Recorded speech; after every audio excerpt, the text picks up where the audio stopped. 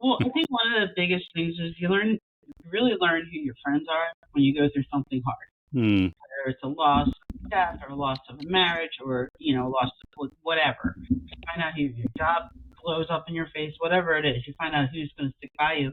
And one of the things with that is when you want to talk about it, that you lost someone and they shy away from you because they don't know how to respond, you're not looking for a response. You're looking for someone to listen.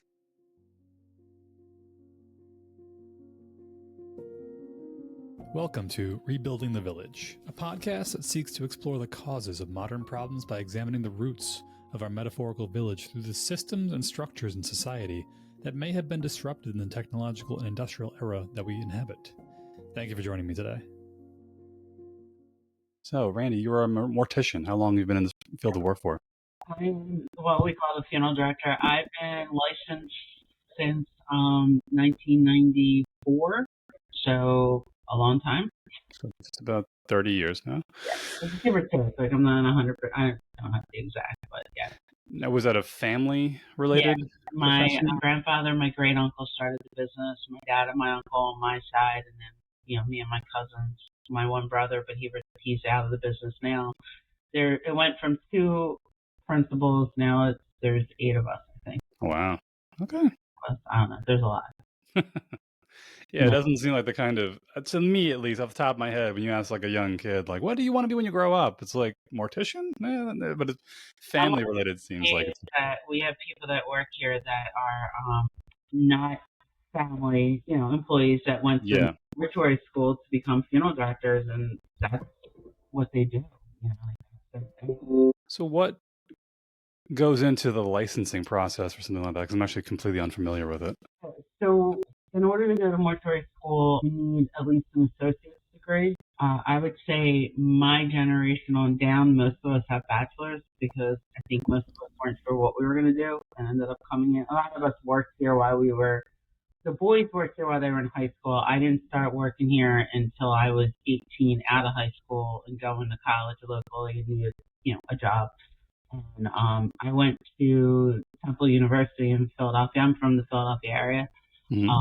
And I have a bachelor's in English, which I don't know exactly what I was planning on doing with that. I would have thought if I was going to be a teacher, I would have gone for high school, like older, like do more English. I thought maybe I'd be a writer at one point. And working here, I just kind of liked what we were doing. So I went on to a certificate program. There's a couple of different colleges that offer it, like Mercer County Community College in New Jersey, McAllister up in New York. There's Gumpton Jones in Atlanta. There's one out in California. I just went to Mercer because I was already who ended up being my husband. We didn't stay together, but like I was with him and we were getting married, and it just made more sense to commute and be local. Gotcha. So that was 2 semesters. Then you apprentice. You take your national boards right away. This has since changed. I don't really know the current. I'd have to ask my daughter who's going to mortuary school as we speak. But then you have to apprentice for a year in the state of Pennsylvania before you can take your state boards. And then we have to do continuing education and keep our credits up. Where we have to do OSA, where we are compliant with them. We do continuing ed. We have to actually be certified as child abuse certificates. Like we have to know the reckon. I don't know why we have to know that, but I guess if a body came in and showed, but I mean, if it's something like that, there's medical examiners, coroners, like they're already involved. I don't really know where we come into that, but they have us. We fall under it. Mm-hmm. During COVID, we had a fight for it, but we got it. The Pennsylvania Funeral Directors Association fought for us. They weren't considering us first. Like necessary. Yeah, when I know what you're talking. I think I know what you're talking about. Yeah, like we were considered. We were like the police and fire company in hospitals. Like we were first responders, basically. Yeah. I mean, so we were able to continue to work and be at work. We differentiated our buildings and stuff, and we kept one building only handled COVID bodies, and the other location only handled non-COVID. I was at the COVID building, which is a lot larger. But we had a few employees that were nervous about coming in. We told them to stay home, but most of our employees came in and worked. They had no problem dealing with it. Yeah, I was wondering, was there a lot of additional modifications for COVID, almost like digital funerals in a way? So we personally, in this area, and being a Jewish funeral home, our funerals happen a lot quicker. I mean, we're primarily a Jewish funeral home. We have already been doing what are called graveside services, where everything's done at the cemetery. Gotcha. So what happened during COVID is we closed our chapels. We wouldn't allow anyone to do a funeral because the state wouldn't allow it. Yeah. We weren't allowed to gather. Grave size were limited to 10 people, and you had a space, but we were allowed to take them out, and we learned very quickly how the Zoom, whoever invented Zoom, man, they are rolling it right now. So Zoom became a huge thing, and we Zoomed a lot of services. And then once we had the chapels back open, we were able to, we have live stream in both our chapels, so we could live stream. I mean, we were doing that prior to COVID for people who were out of state or whatever, or too Yeah. So we were able to continue to start doing that again. When the chapels were allowed to be back open, we literally put marks down on the pews and show people where they could sit in every other row. Yeah. Well, it was a lot. It was a lot, and we were from, I would say, April 2020 through June 2020, we were ridiculously busy. Not New York busy, but ridiculously busy. I actually live in New York. It was pretty hectic here, to say the least. Yeah. Are you in the city? No, I'm on Long Island. Okay.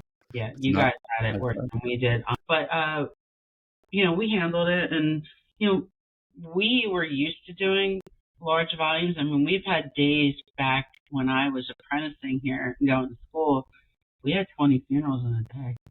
Wow. On a Sunday. Yeah, we just made it work. How long is generally each session, we'll say? Service? Service is a better word. Funeral services have gotten a lot longer as, I've been in this business. People have done more personalization. When I first came in, they were more cookie cutter. I got spoke, did a service. It was 20 minutes to a half hour in the chapel, and then another 10, 15 minutes once you got out to the cemetery. If it was all at the cemetery, it was like a total of, 20 to 30 minutes. Boom, you're done. Because in Judaism, you can't start mourning the person until they're committed to the ground, until they're buried. Then you start your mourning period, which is called Shiva.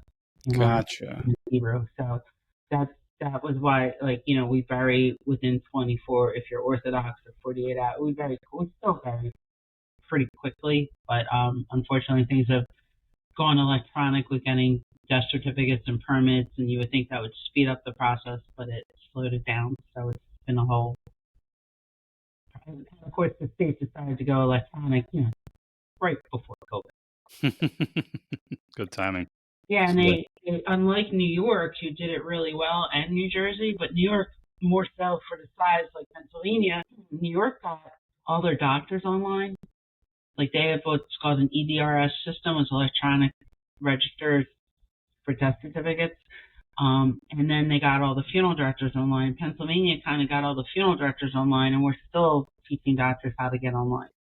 It wasn't, unfortunately, they didn't model. They should have modeled after you got New York and New Jersey, who did it a lot. Their system works a lot better than ours. Okay.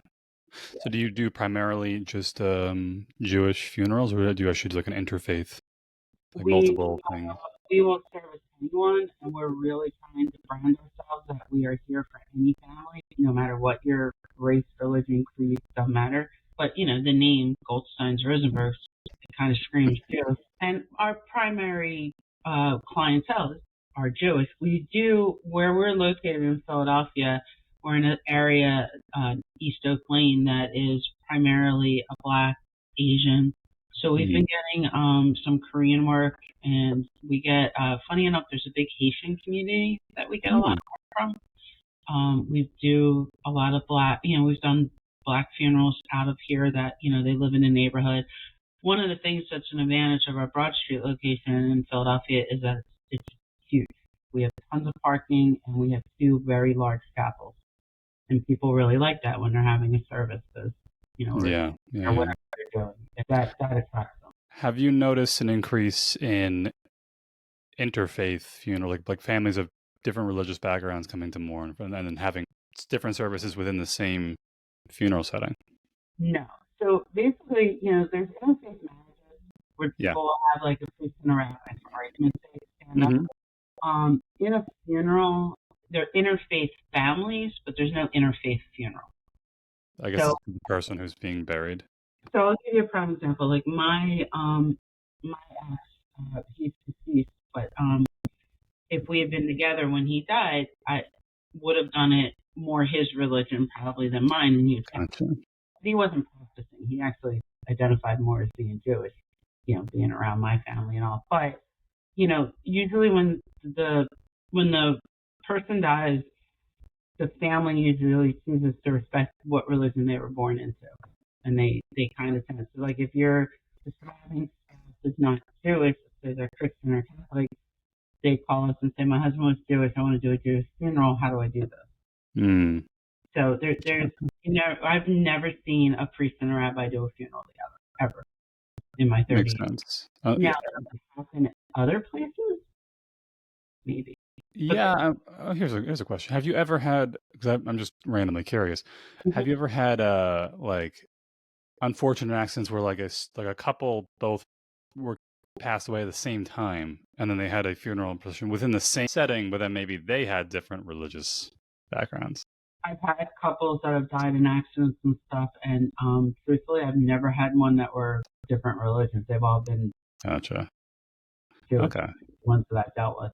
I don't know how that would happen. There's non-sectarian cemeteries that you can be buried at that would probably allow a priest and a rabbi. A Jewish cemetery doesn't really want a priest on it. I don't really think a Catholic cemetery wants a rabbi on it. They're like, it's very, and if you're doing it in a church or a synagogue, it's kind of the same thing. They're very So it hasn't happened. I would actually love for that to have, not a couple of times, but like love for someone to say, well, can I have a priest come? Because I would love to hear what a rabbi would say. Yeah. To officiate with a priest. Like, it's really up to them, Yeah. So it's interesting. Like, it's never been approached because people usually just, when do people get religious? Funerals and weddings. Usually, like the beginning and the end, so to speak. Right. Yeah. So they don't do anything. They never see the inside of a church or a synagogue, but all of a sudden they're ultra religious to those two things. So you've been doing this for 30 years now. Have you noticed any shift, maybe on a personal level or like a local level, of people's relationship with things like death and grieving? I think on a broad scale, this is becoming, I think there's a lot of different ways you can point to it. I think we've become almost disconnected with the idea of properly grieving and accepting of things like death in society and culture. Well, it's interesting. Like, there's a couple of different ways to do that. Like, one of the things we've noticed as a funeral home is respect for the dead, i.e., when we leave the funeral home in a procession, people don't care. They'll cut right in, they'll honk it up. Oh, wow. Like, there's no respect for the dead anymore in that respect. The grieving process has really changed. Like, I always tell my families, grief comes in waves. There's no... You never know when it's going to hit you, including, years afterwards. Something can trigger something and just make you think of that person, whether you laugh out loud, whether you cry, whether, like the reaction can be anything, but that's a wave, it hits you. Grief also, some people just don't outwardly grieve. They're like, I'm not going to show my emotions. I got to be strong. And I think that's more men, but I think that has actually softened. Men aren't as stoic as they used to be. I think some people get into the mindset, like, I just got to get through it. Like, I lost someone very close to me 5 years ago, and it didn't hit me. And then I came home, and a friend of mine's like, I'm going to walk in the house with you. I'm like, you don't have to. It's all good. Good thing you did, because I collapsed. Like, it finally, because I was in work mode. I wasn't. Yeah. So, you never know when it's going to hit. And I think, and again, with grief, like, people are like, it's been a year, they should be over that person. You know what? There's no time limit. Yes. Things hit you, they hit you.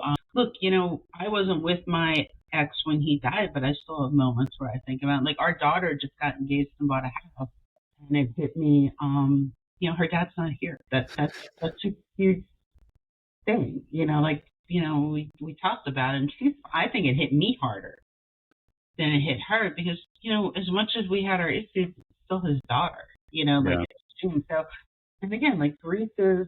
There's no way you can't tell anyone how to grieve. Other than to encourage them to not fight it, I suppose, if you can help it. Well, I think one of the biggest things is you really learn who your friends are when you go through something hard. Whether it's a loss of death or a loss of a marriage or, a loss of whatever. You find out who your job blows up in your face, whatever it is. You find out who's going to stick by you.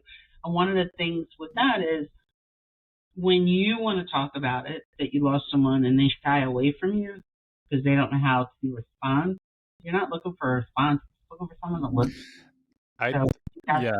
Like people don't know how to handle someone who's going through the process of grieving, and that's the thing.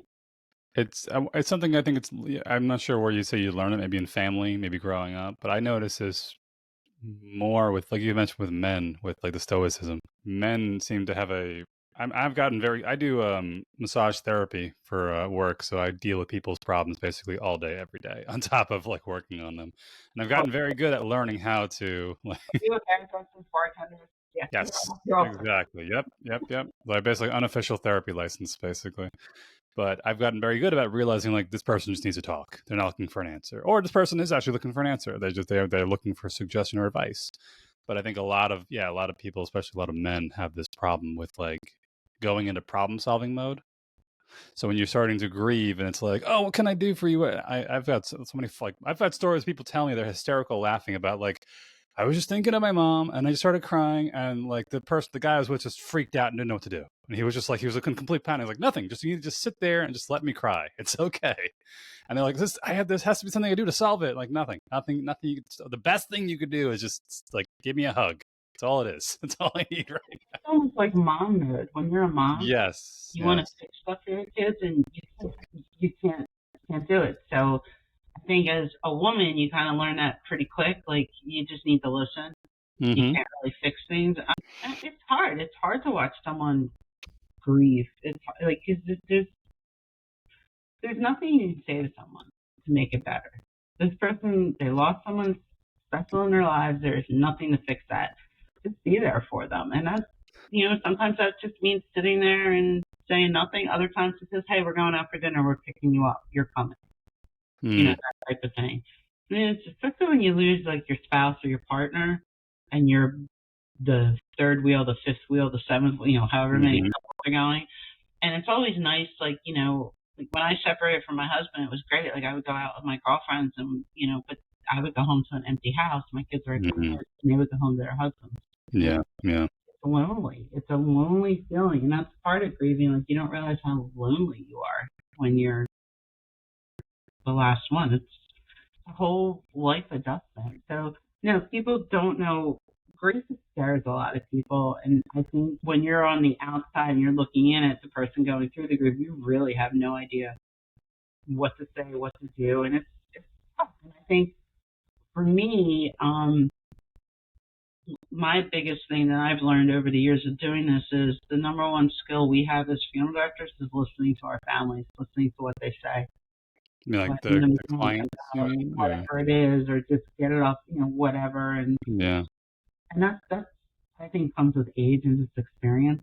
I don't know how you really, like, no one ever taught me that. I was for a while a bereavement facilitator, which means that like I could run groups, but I'm not a psychologist and I didn't really feel comfortable having that certificate because that's not, I don't want to tell someone the wrong thing either. So, that's not my forte. We are not counselors in that respect. We are directors. We're here to direct you on how to run a funeral and, help you with that. But I'm not a counselor. I can't, I don't have they don't have the answers either per se, but they're better equipped at listening and steering you in the right direction than I am. So have you noticed over time, the average ages of certain causes of death have fluctuated or moderated, or certain things have become more prevalent in the last 30 or so years? Or it's pretty much a wide variety of everything? No, I think what's interesting is that they kind of run in cycles. Like you get a lot, like for us, like if we get one young person, then we get like a bunch, like for some. And if we get one that's like in their late 80s, 90s, then we get a bunch that are all old, which, you know, always when you get, you know, the ones that lived and that are like, we have 2 or 3 this week that are all 100 years old, which is pretty amazing. Yeah, it's pretty cool. And then, like, you know, when you do their funerals, it's kind of like, it really is more of a celebration that they got that far. They got to see grandchildren get married. They got to see great grandchildren born. You know, like that's impressive. I think the hardest thing, and I tend to deal with these families the most, is when someone loses a child. And by child, I don't mean a little child. I mean, whenever there's a parent living and you lose a child, no matter what age that child is, it is devastating. Yeah. Devastating to watch a parent have to say goodbye to their child. Yeah. And it's that is where like the skill comes in, where you just have to listen and let them vent, let them yell, let them whatever, you know, talk about their child. And that's tough. But there's no, like, I mean, obviously cancer can be very prevalent. Heart issues are huge.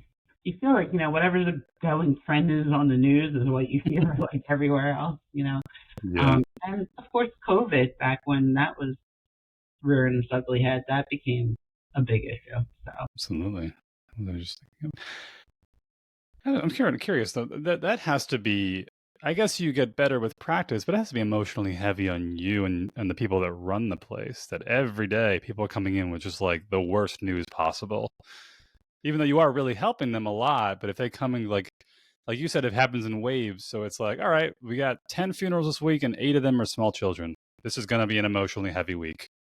And then how do you go about decompressing from that afterwards? Like what's where mental or everyone's routine of making sure you don't take that home with you afterwards? Well, in the building ourselves, like amongst ourselves, as you can imagine, we have a pretty dark sense of humor, and we're very paramedics, doctors, same thing. Sarcastic to each other. Like we've all seen that way. We are very quick to, you know, you say something dumb, we're jumping on it.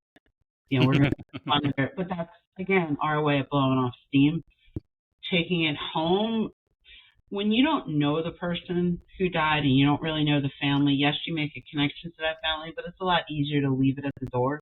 When it hits home and it's personal, that's hard. Like, I think that's harder for us to deal with. Children, again, you feel bad and you do take it home a little bit, but it's, when you don't know them, it's a little different. Like, you know, it's just, you can separate yourself.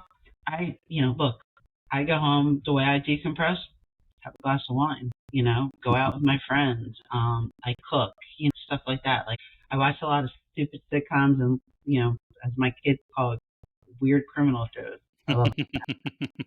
So, but like, you just find time for you. I'm a big sports fan, so like, you know, I'll turn on the Phillies game or the Eagles game or the Flyers, you know, like, you know, I'll watch sports just to get my head off of it. But they all kind of stick with you a little bit. Like certain ones will never leave you. Like, you know, I did a 2.5-year-old little girl's funeral. It's got to be over 20 years ago. I still remember every single step of that funeral. For whatever reason, that one just stuck with me. And not in a good way, not in a bad way, it just stays with me. Like certain ones just hit home for some reason. And then you just, you know, look, a lot of us go and talk to our own therapist. You know, we admit that we have our own issues and we go talk to someone. And like I said, like we kind of joke around a lot within our 4 walls when stuff's up. Yeah. We just to blow off steam and, you know, just be silly. Yeah. It's good though. It's healthy to have that kind of method amongst your friends and family in that regard. It's very common, I think, in paramedics too and doctors, especially if like you're doing like working in ICU and things like that. You're just seeing it every day. You kind of have to find a way to get it out. And I really feel people who work, who are hospice workers, hospice nurses. Oh yeah, absolutely. What I do to me is a hell of a lot easier than what they do. To be there and watch at the end of life. I don't think I could do that and be there with the family when it just happens. that's hard, and they're amazing. And you hear families like raving about their hospice nurses or their aides or whoever was with mom or dad, which is really great to hear, that they had that support and someone was there for them. But to me, that's a harder job. That being a surgeon, having someone's life in my hands, Mm-hmm. I would never want that responsibility. That would scare the hell out of me. Yeah. It's not an easy job, but it's different every day. Every family's different. Every situation's different. So yes, we're scheduling funerals every day, but it does vary, and it is kind of interesting. And some families are really difficult, and no matter what you do, you can't please them, for lack of a better word. And other families, you can't do anything wrong, and they just think you're awesome. So there's good and bad. And good outweighs the bad, knowing that you helped them through this. And Mm-hmm. and people, they're really like, thank God that you were there for me because I didn't know what to do. Well, it's not your job to know how to plan a funeral. It's mine. So, I'm glad I was able to do it for you and, do what you wanted. But that kind of goes back to the way funerals have become so much more personalized. People want music played. They want montages to be, up on a screen, or they want a bunch of pictures, or they want, their whole world to see, at the funeral. So it's definitely changed in that respect, and that, the personalization of what we have to do is a lot. Have you had any extremely over the top personalizations, or is it pretty much within reason? Yeah, we had one family my niece dealt with. I didn't deal with them, but they wanted doves released at the cemetery, and she was able to find someone to do that for them. Okay. Yeah, that was a little odd. We've had people come in and like the granddaughter's going to sing, and we're like, okay, great, and then we hear her sing, and we're like, that's some funny stuff. We've had people get up and say stuff because we have to listen to the funerals because we have to know when to go in to break them. And when you're out at the cemetery, obviously we're right there. We don't leave. We're listening to it. Some of the eulogies we hear, they're over the top or just funny. Like some of the crap that families say, and things that happen prior to the casket being closed, or like families fighting over stuff, and that's funny. And people always say to me, like, I bet you never met a more dysfunctional family. I'm like, I don't think you want to play that game with me. Your family will blow you out of the water, and this extended family that I work with is pretty much right next to it. Because that's another thing. Like, I work with family. It's not like I go home and I don't see these people at different things. Like, we're together a lot. And I'm with cousins that if it wasn't for this business, I probably wouldn't know them. Because it was my great uncle and my grandfather, and the way the branches go, you stick with your side, you don't always know your great uncle's great grandchildren. Yeah.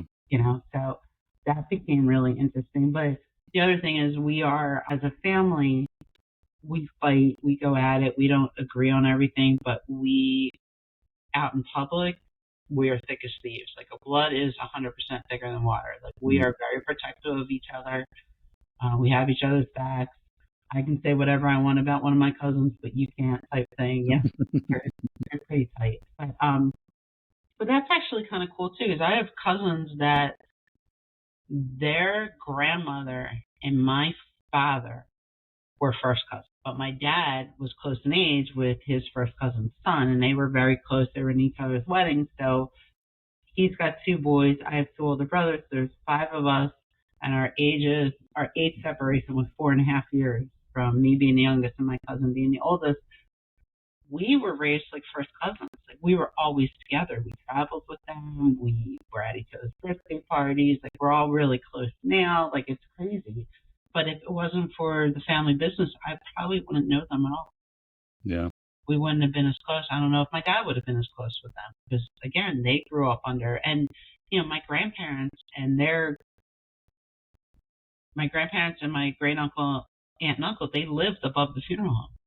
Like, we came to the funeral home all the time to go see our grandparents. Like, it never dawned on me that there was a funeral home. Like, it's just where grandma and papa lived. Becomes normalized. Very much so, to the point, like, I didn't even know what we did for a long time. Like, I didn't really understand it. No one really, back then you kept kids away from death. So, we weren't privy to what was going on or if someone died, we weren't allowed to go to the funerals, that kind of stuff. What age was that, would you say? Because I'm wondering if it, on some level, I guess it varies from society and culture and things like that, to discuss or get kids kind of, I wouldn't say not involved, but understanding of natural processes of life. I think the earliest funeral I went to, I think I was about 9 years old. It was my grandfather. But that was a big turning point in my life. But like you said a second ago, I wonder, like, people, like, they try to keep the kids away as though to almost like protecting them. But sometimes you might be surprised the kids kind of, it's. So I don't know how old you are, but like for my age, I was a generation of being seen, not heard. Yeah. My parents didn't talk to us like I talked to my kids. We were on a need-to-know basis. My mom's father died when I was 8, and he was the end-all, be-all to all the kids. Like, he was the favorite grandparent. He was the one who got down on the floor with you. And myself and my one brother, who, if I was 8, he was 9.5. We were not allowed to go to the service. Went to Siva afterwards, which is the mourning period that Jewish people do, but we were not allowed at the funeral. When my dad's father died, I was 11. I chose not to go to I stayed at the funeral home because they were all coming back there to do Siva upstairs, but I didn't go to the funeral. I didn't want to. I didn't go to a funeral until it was my dad's and mother's funeral, and I was 14. But I think part of that was because I was told I wasn't allowed to go when I was 8. My cousin, who was 12 years older than me, she was a very big proponent in kids to be involved, and they should know what's going on. And her kids were always involved and knew what was going on. So I kind of took a page from her book. I didn't shelter kids. I encourage, like, families today even will say, oh, they're too young. And I'm like, your kid, but really, there's no reason that they can't be there. Yeah. Basically, kids are a part of life, and if they cry or they laugh or they run around, it's fine. Yeah, no. When it's being kids. And honestly, it ends up being probably somewhat beneficial. That's an interesting tie-in. I think a lot of things I've noticed in a lot of different topics I've talked about, in particular with kids, or just in raising kids into adults, was this overprotection and like over sheltering in a way, and how it's having these problems. Because then, even in the case of like a funeral, yeah, you don't want your kids to maybe see, grandma, grandpa, or cousin that died, but at the same time, getting them some exposure at a young age softens the blow to handle it better in the future. Because if they've never seen like a death until they're 20, 30 years old, they're just going to be a complete disaster because they have no experience with it. Yeah, so it's funny because like we were, the seen not heard generation, and they protected us from going to funerals, but we would come home from school, throw our book bags in the garage, hop on our bikes, and disappear for hours. No one knew where we were. No one told us to put a helmet on. No one cared. Yeah. Like, we could disappear for as long as we were home in time for dinner. No one cared. Yeah. This generation, I feel like parents are so overprotective that kids don't know how to go out and have fun, and play and be entertained by themselves. They always, they need a laptop or a tablet or whatever. I think there we had the advantage because there were no smartphones and computers. Like, we played outside and, whatever. And I see some of my young cousins raising their kids like that, and it's great to see that their kids are out there doing stuff. They're not constantly on electronics or playing games and stuff. But, like, kids with funerals, like, again, like, you always want to protect your kid, but the reality is they need to know it's a part of life. And one of the things I tell families, like, if they haven't told their kids that grandma died, make sure you use the real words. Don't say they went away. Don't say they passed. Say they died. Taking a nap or because then you say to your kids, "Oh, Dad and I are going away." Well, then they think you're never coming back. Yeah. That's so. Well, they're like, "Well, what if they don't understand it?" I'm like, easiest way to explain death to a child: Pop died. Do you know what that means? No. That means that his heart and his brain stops working. And if your heart and your brain stop working, you can't live. Simple as that. You don't have to go into great detail. You don't have to tell them, all. Just, it doesn't even matter if that wasn't it. That's the easiest way to tell them. Yeah. As they get older, they can learn why. I'm talking like little kids. There's no need to go into more detail than that. Because quite frankly, an hour later, they don't care. They're out playing.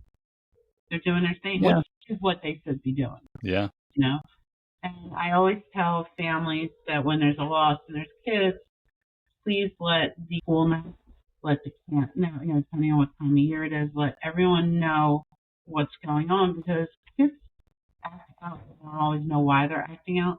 Yeah. So tell them, let the school counselor know there's death in the family. So if, little Mike has a meltdown, they know why. It's probably related to that. Yeah. Mm-hmm. Yeah. Mm-hmm. And anything can trigger that with a kid, especially if the loss of a parent and there's little kids around. Like my ex was diagnosed with a terminal illness, and my kids are in high school, and we let the high school know. We're like, look, this is what's going on. Him and I aren't in a good place. Like, we hadn't separated yet, but we were getting to that point, and now he's diagnosed with this on top of it. Mm-hmm. There's a lot going on in the house. Just be aware. Yeah. And the schools appreciate it because they don't know what's going on. And they don't need full details. They just need to know that there's stuff going on so that if needed, they can help. So it's not a bad, sorry, our phones. It's okay. It's okay. All day now they're ringing. Yeah, so it's a lot. Yeah, and it reminds me, I know, like, people who are older now, and like they'll talk about how maybe they were like basically the young boys who are involved in like Christian or Catholic services. The altar boys? Altar boys, there you go. I don't know why I couldn't find that word. But even in that age, like at a very young age, maybe you're helping with a funeral. Maybe you're helping, like, you're kind of, again, like getting, it's interesting how this topic went from like, funerals to like young kids, but interesting into society in some capacity, and how I wonder if even in part of the grieving process, like you mentioned, is the fact that you're not allowed, people are trying so hard to protect their friends and family and kids from this, that they're causing more grief down the road, or more dramatic unintended grieving down the road because of their protection towards it. Well, there's times where you should shelter your kids from stuff, and there's times where you shouldn't. That's, like I said, is a part of life. They should absolutely be clued into what's going on. Look, kids lose their own friends. Mm-hmm. A friend of mine lost her husband, and all our kids went to school together, and the kids were middle school and elementary school ages. So, I would say the 6th grade maybe and 3rd grade.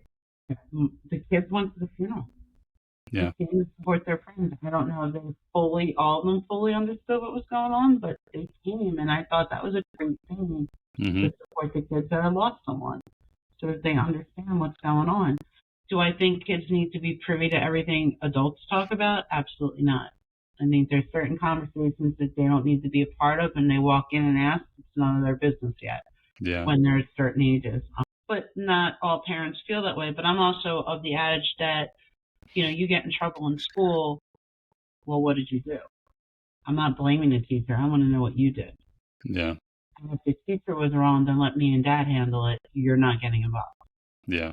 You don't, I'm very much like kids should show respect also. Absolutely. But kids in funerals, I think they should not, again, your child.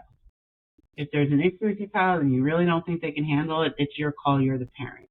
But I would say you really need to have a conversation with them. Yeah. And explain to them what's going on and make it their choice. Maybe like my aunt passed away. My kids were 6 and 3. And they were close with her. My 6-year-old did not want to go in and see her, but my 3-year-old did. I picked her up and I took her. And yeah. I'm done. I'm like, never show it, no whatever. But again, like, it's a personal choice. I always tell families too, there's no wrong answers in whatever you decide. You can't really screw this up. It's on the fly. Like, just do what you feel that you need to do. And that includes talking to your children, grandchildren, whatever. I don't know if this is still a thing, but I remember seeing years ago when like selfies became very prominent and popular, that like you'd see young girls like taking selfies with like their grandfather like in the background in the casket, or something, like a grandparent. So I'm curious if like you have any kind of restrictions around like social media or things like that, or they just you basically let them do whatever they want to do, essentially. I mean, I haven't seen people do that. I've seen people take pictures of caskets to show family members that this is what they picked, if they're not there. Or gotcha. Them. I've had people take pictures of the deceased. I've had people take a picture of the deceased and send it to them, which is fine. I've never seen anyone do the selfie thing like that, but I wouldn't be surprised. I just might not have been there when they did it. Yeah. No, we don't limit. We don't limit any of that. Like, that's the family's choice. Like, we also, look, we're a public building. We can't stop someone from coming in either. technically. Like, if there's bad blood in the family and they say they don't want them there, then my suggestion would be keep the funeral private. In other words, if they call the funeral home, we'll say, I'm sorry, that service is private. We won't give out any information. And we won't advertise it on our website or in a newspaper. You know, services and private is all we put up. That's the way, but we can't stop someone coming into our building. Like, they're allowed in a public building. Learned a lot today. This is very interesting stuff. People will show up whether they think they should be there or not. It's very interesting, you know. People make a lot of the stuff about them rather than about the person that died. Yeah. I've heard a lot of, like, you mentioned about, like, the stories of the families that they'll fight over, like, the last belongings or things like that. I imagine it's probably like some stories about people trying to, like, take pieces of jewelry off of the corpse. Or we had a fight like that. I was young. I don't think I was working here. I just remember hearing about it. The woman who died had a very beautiful diamond ring, engagement ring, maybe, whatever. And the kids are fighting over it. And the husband who outlived her said, none of you are getting it, and buried her with it. Wow. He was tired of the fighting. So, you know, good for him. Yeah. So wanted the ring. But yeah, well, people put interesting stuff in caskets too. That's kind of funny. Like, that's a good question. What's the most interesting things you've seen put into with last resort? Well, you know, the standard pictures. People write a letter. Sports memorabilia, like, you know, like, God forbid when my dad goes, he's going with the Phillies hat and probably a Flyers t-shirt. You know, like, that's definitely going to be in there. Bottle booze, I've seen. Okay. Deck of cards, fishing stuff. Not necessarily a rod, but like a lure or whatever. Yeah. Memorabilia, I like that. One family said Dad always had money in his pocket. They put $300 in his pocket. So okay. A lot of money. I'm trying to think of anything really weird. Packed milk. Nothing super crazy. Mostly just related to this person. People are kind of like, I would think if they put anything like really super crazy in it, they would have it in a bag and just kind of put it in there. Not. Gotcha. You know, there's some kind of like weird thing going on, but you know, it's pretty straightforward. Like, you know, a lot of people put pictures in. My dad was an avid reader. Maybe pick like a book to put in there with him. I don't know, like something like that. He's not. I mean, I want to go with a wine and a corkscrew. Don't screw with me. You know, that kind of stuff. But yeah, like, again, it's the personalization part of it. And the other thing that's changed a lot is, you know, back when I was growing up, everyone was buried in a suit, and women are buried in the gown they wore to their daughter's wedding, or, you know, something like that. Yeah. Clothing's become very relaxed. Okay. They're, you know, like, I say to them, they're like, does it have to be a suit? I'm like, do whatever you want. Yeah. You know, you're seeing them, or no one's seeing them. Whatever you want them buried in. I've seen a lot of people go, like, you know, jeans and a t-shirt. You know, like, I want to go in shorts and a tank top. I know where I'm going. It's gonna be hot. You know, I dress up for work every day. I don't really want to. Like, I go home and throw on sweats as soon as I get home. Like, you know, I don't want to be dry. Like, if I could be in sweats all day long, I would be, but I can't. So, you know, but yeah, like, clothing, the way people dress their loved ones is relaxed a lot, which is kind of cute, kind of nice. The other thing that gets put with family members, especially if they were in a home, like a favorite blanket or Afghan, pillow, stuffed animal, even for adults, you know, picture of a dog or something, you know, that kind of thing. In the death notices or the obituaries, they'll mention like their beloved canine or their beloved pal, you know, like you'll get mention of pets, which I always think is really cute. Yeah. You know, that's changed. It's become a lot more relaxed in that respect. It's not so, you know, put down in a tux about mom in her wedding gown type thing. Yeah, not as culturally religious or strict, I think is the right word. Culturally strict as it used to be. That's good. I'm glad that people are still finding ways to express and, you know, go through that grieving process in a manner that they feel is comfortable with them. And the industry is able to adopt and change to accommodate those things. I mean, I think the biggest adoption that we've had is technology. In what regard? With the Zooming, with the live streaming, with people wanting montages played and having them downloaded and knowing what you're doing, you know, that kind of stuff. I'm not of the technical savvy person. That's why I had children. And, the younger generation here is really good with that stuff. So, like, I have a lot of help, like, even doing this kind of stuff. I've gotten a lot better, but, it's not my forte. But people, they want people speaking from, like, other areas. Like, we don't have the technology to do that on a live stream, but if they can send something, we can play it or whatever, that kind of thing. Just more, like I said, like technology has just become, like, people literally, they write stuff to read at a funeral, and they have it on their phones. Like a eulogy? The eulogies 10 years ago, they wouldn't have been. They would have been printed out, or handwritten even, like now it's like, it's on my phone. All good. Like, I'm just going to read it from my phone. Yeah. Like, it's just like times have changed. It's very much, technology is coming into a lot bigger play in funeral service than it used to. Yeah. It's kind of cool. I mean, with COVID too, the other thing that we became very adapted to doing is funeral arrangements over the phone via DocuSign and, emailing. Obviously, we always emailed and, did stuff, but, like, we had a super fast crash course on how to DocuSign. We never used that before. We had no reason to. Families came in. Being able to email pictures of caskets and showing people what the caskets look like, again, they used to come in and look at them. And, like, yeah. Because of that, more and more people are like, well, do I have to come in? Can we just do everything over the phone? People don't want to be inconvenienced. Again, technology coming into our industry. We're one of the last industries, I think, that really had to deal with technology, because it was a very much in-person industry. Yeah. And since COVID, it's become less. Like, people have done full arrangements when they're over, like, out in California, and we're here on the East Coast. We've gotten everything done, and then they fly in for the funeral. But all the contracts are signed, everything's done, everything was taken care of, all by email and DocuSign. It's interesting because it gives more people more opportunity to not have to, like, disrupt their entire lives to try to get things sorted out. Yeah. It's beautiful. I mean, one of the things that we talk a lot about when I do these casts are pre-arranging funerals. Well, that's an interesting point. I didn't think about that. Okay. Coming in and doing things ahead. Some people find that really creepy. Other people find it really interesting, like you just said. One of the advantages of pre-arranging a funeral is that you take the onus off your family of having to do it in a time of crisis and grief.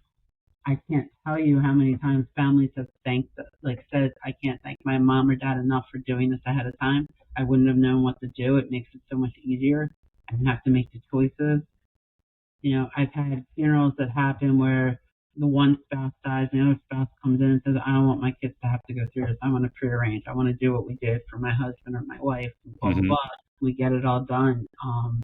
Prearranging is a huge thing in the industry, and it definitely is a gift to your family. Get all your wishes down, and it has to be done when people have to go into nursing homes and stuff. You have to do the down theory and know that the funeral's covered and all. So that becomes the thing. But yeah, pre-arranging is probably a huge thing in this industry. That and the growth of cremation in the United States. Is it getting more prominent, more popular? I would say a lot of funeral homes are at 50 to 75% all cremation. We are not. We are below 20%, which is really low. But the cost of cemetery, the cost of funerals, it's more cost efficient to do a cremation. Not that there's not still service involved with that, but it's definitely a little less involved. Also, transient society. Not everyone lives in the same area. So, who wants to come to a grave?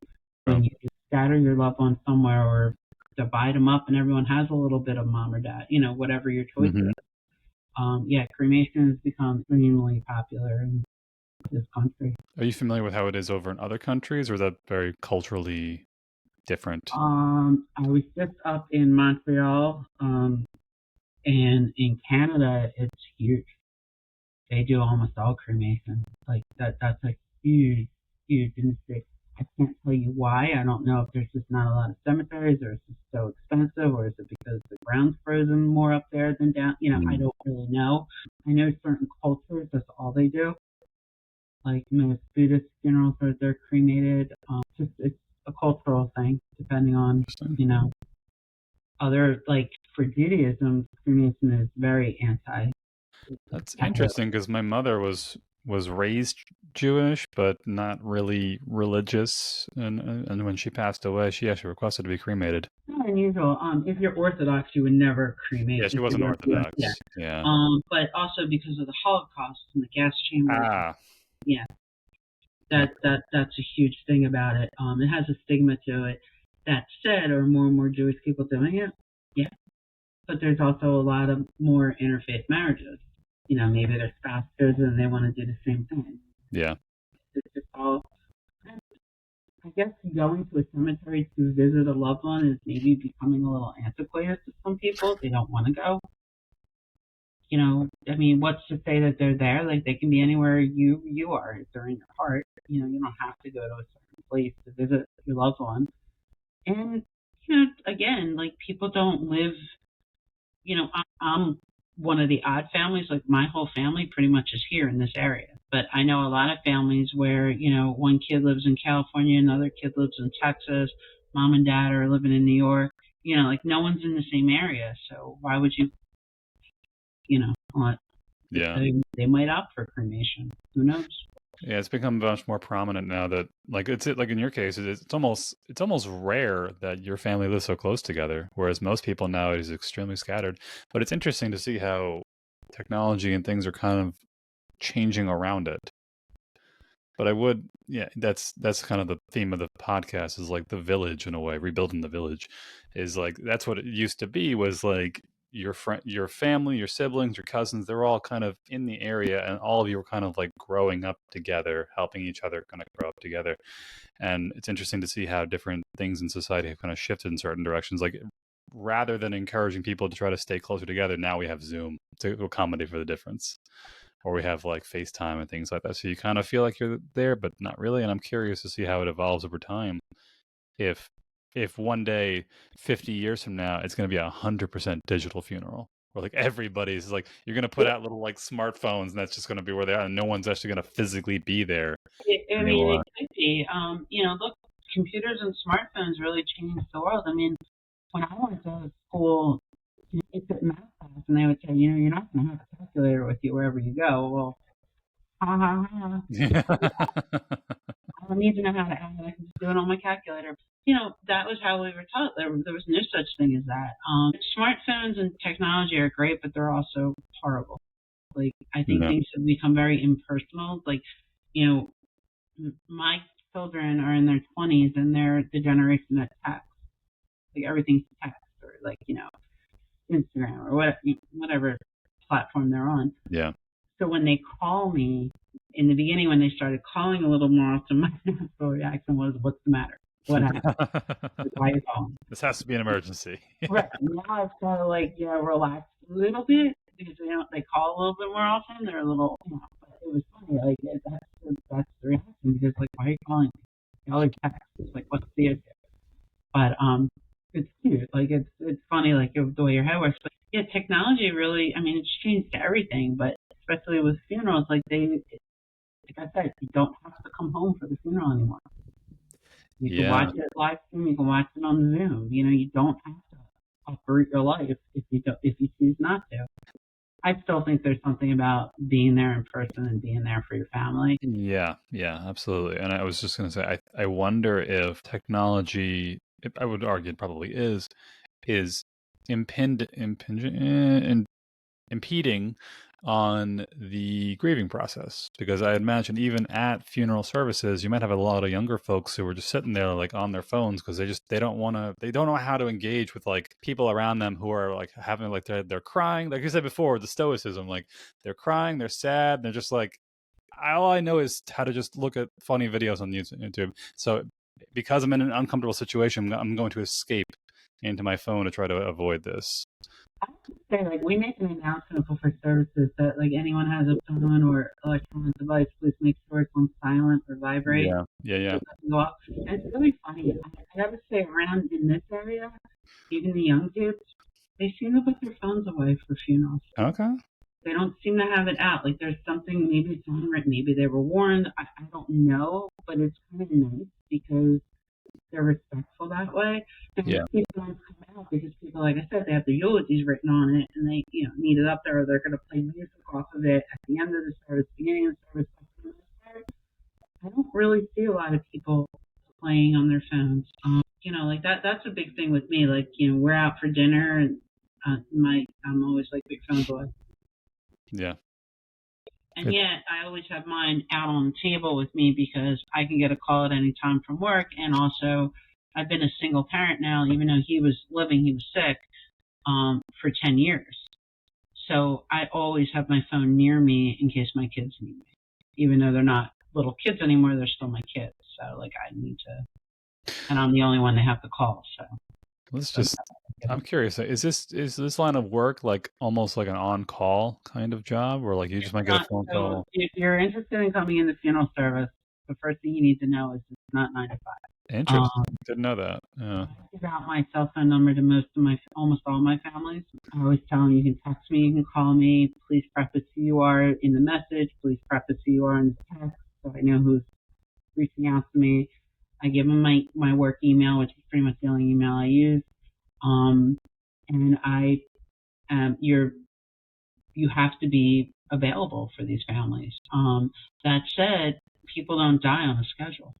Yeah. We take calls 24/7, 7 days a week, 365 days a year. We do have an answering service, so if it's a death call in the middle of the night, you will get our answering service, but they in turn get us right away, and then we call the family back to let them know that we're aware that your loved ones died. We're going to start the process of getting them into our care. And from there, they always talk to one of us, and we're always available. Yeah, and personal friends of mine that I've lost, they don't think to call the office number, they'll call me directly. And, I kind of remind them that if I know it's imminent, if it's after 9:30 at night, call the office, because if my phone isn't near me, it's on vibrate, I'm not going to hear it. Or if I'm sleeping, make sure we don't miss the call. But, people, it is definitely, sometimes you get called in to meet a family on your day off, or when you're at night, you got to meet a family. They can't get in before 6 o'clock. You got to stay and meet them. It is what it is. You got to accommodate. Again, people don't die on a schedule, so you got to be readily available. And if you're looking for this as a career, no, it is not 9 to 5. It's not Monday through Friday. I work every third Saturday. I work every Sunday, unless I'm on vacation or sick or have request a day off. I have Wednesdays off. That's my scheduled day off. I can't tell you how many Wednesdays I've met a family, worked from home, answered emails. It doesn't matter. Yeah. When you lose someone, you don't really care that it's that person's day off. You want service. Specifically, if they want to deal with certain deaths, or let's make ourselves available at all times for our families. It can be exhausting, but it's also rewarding if they want to talk to you and you're able to help them through it. Yeah. But it is 100%. This industry is not 9 to 5. Yeah, hopefully we don't get any more like crazy 2 a.m. phone calls looking to have a service at like 7 a.m. that day or something crazy. Well, that's not going to happen. But we used to get the 2 a.m. phone calls saying, what should I wear to a funeral? The answering service, you have to call back tomorrow. Yeah. Unless it's like an urgent, even then, like I imagine even then in the case of someone passing, they have ways to preserve the body until we're able to start doing things. Yeah. Yeah, like I said, depending, if it's a hospital, they don't normally release in the middle of the night. So if they die at someone's home or nursing home or whatever, we go and get the body and bring them into our care. Yeah, we have a crew that goes out in the middle of the night. They're on call. They know if they get called, they got to get up and go. So again, nature of the business. It's an admirable business, though. It's one of those necessary ones. It definitely takes a certain type of personality and skill set to handle the emotional fatigue I mentioned that has to come with it, but rewarding if you're able to do it. But it is rewarding. It's I like I said earlier, I equate it to being in medical field. That's not a 9 to 5 job either. If you're a surgeon or an ER worker, forget it. Or EMT, or police or fire. They're working. We're basically lumped in with them. Different kind of job, but same hours. You work all the time, and you don't close on holidays. We never closed. in that respect, we're like a hospital. We're open, might not be like open in the middle of the night, but we're still answering the phones from home. Yeah. We're not physically in the office, but we're reachable 24/7. This is a really fascinating talk. I learned a lot of things I didn't actually know about this type of stuff. This is cool. Thank you so much for your time. Thanks for having me. I really appreciate it.